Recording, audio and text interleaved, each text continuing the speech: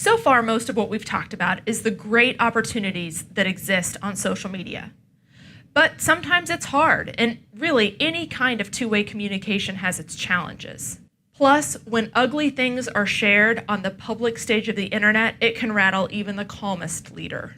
But before we talk about specific strategies, there's one thing I really want you to remember, and that is no matter how difficult things get, our goal as districts and education leaders is not to be liked.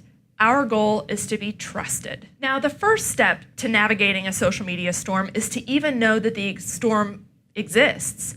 Vigilant monitoring, both of your own accounts and of the accounts that you know are talking about you, is essential.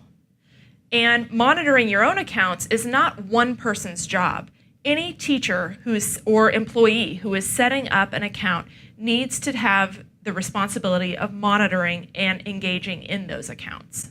So whether it's on one of our accounts or an outside account, what do we do when things get ugly? Well, what would you do if something like that happened in your office? If you were paid a visit or took a phone call?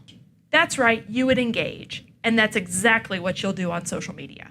There are strategic approaches that you can use to handle these situations that will engage your followers rather than escalate the problem. So take a deep breath and then, first, consult your community guidelines. Hold anybody accountable that's using racist, vulgar, or otherwise inappropriate language that does not comply with your community guidelines. Examples of these guidelines are available in the deeper dive. So what about comments that don't violate your community guidelines, but still are ugly and make people uncomfortable? Well, first, take the high road.